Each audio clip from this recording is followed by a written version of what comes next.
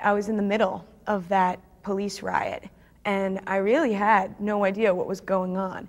And I captured the whole thing on video. And as soon as it was over, I was on the phone trying to get in touch with Channel 5 and Channel 4 and all of the mainstream news media. People did not know that that happened because Channel 2, Channel 4, Channel 5, and Channel 7 did not use that footage.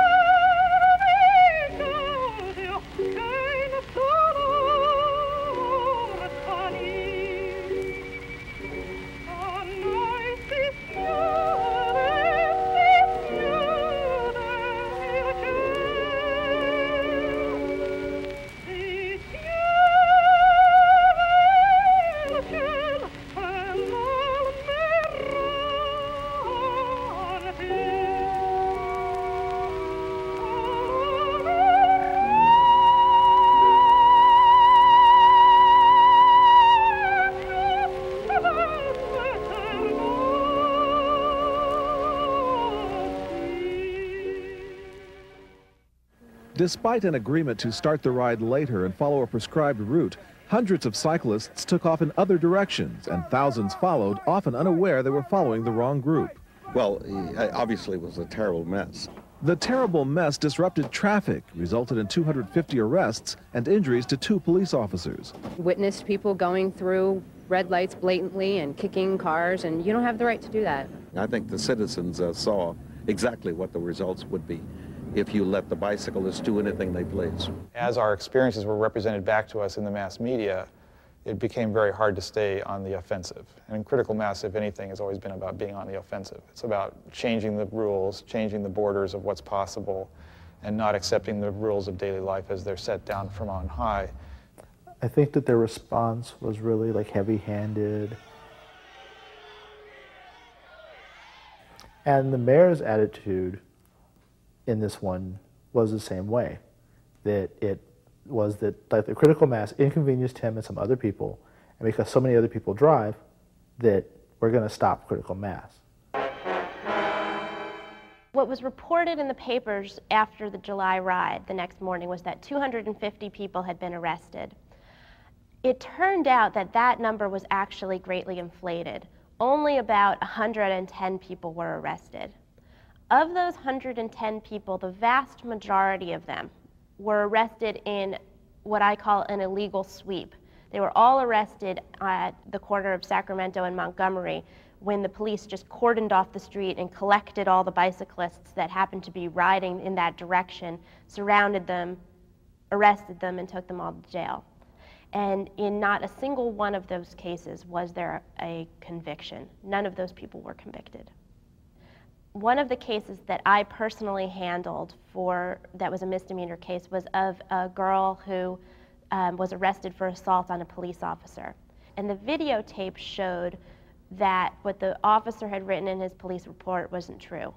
The videotape showed this huge officer sitting on top of my client, who was a rather small girl, and did not show her doing anything except attempting to get out of his way. We knew that we hadn't done anything particularly wrong or different than what we'd done before. In fact, if anything, we just had more fun doing it.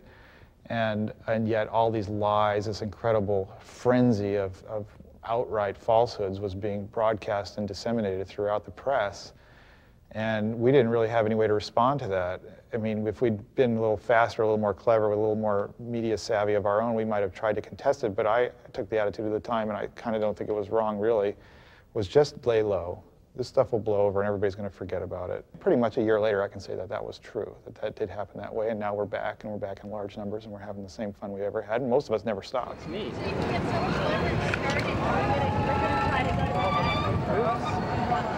Hey, is this your first critical mass? Yeah. Is it? All right. Yeah, mine too. Great, good. What are you looking forward to about it? I just love here doing it. It's just like fun, you know. It's fun. Join the party.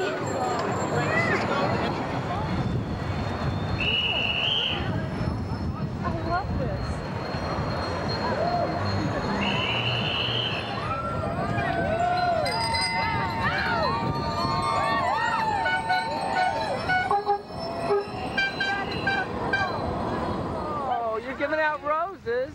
That's great.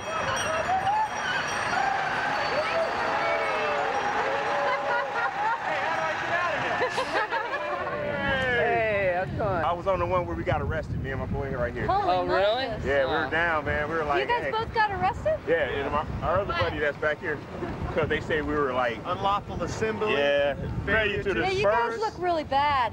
Yeah, we're bad guys. Especially on those bicycles. You're back riding. I'm back. I was here. We never stopped. Yeah, I was back that next month. And That's so it was great. cool. Yeah, it was cool. What's your favorite thing about Critical Mass? It's the people. You just kind of, well, I mean, I like riding my bike, but I'm not going to ride through the city if I'm by myself because I'm going to get run over. But if there's 200 people in a little clump with me, then, you know, they can't run us all over. So. Oh, we're going to go around the circle! I love it.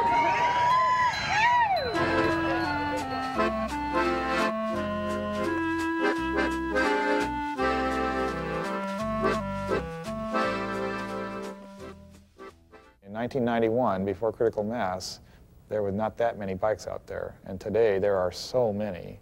And any given day you go to Market Street, you're going to see clots of 10 to 20 to 30 bikes riding by during the rush hour in either direction, routinely, absolutely normal every day.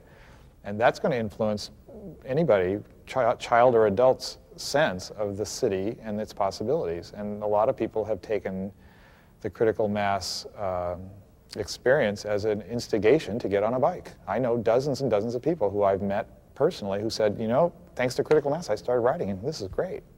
I've saved tons of money, I'm having a great time, I met new people, I have a whole different life. And it's changed people's lives in a really tangible way, on a very concrete sense, on a day-to-day level. And I think that's fantastic. I mean, that's as much as we could hope for. Today, tomorrow we can hope for more. But today, that's as good as it gets. And that's pretty good.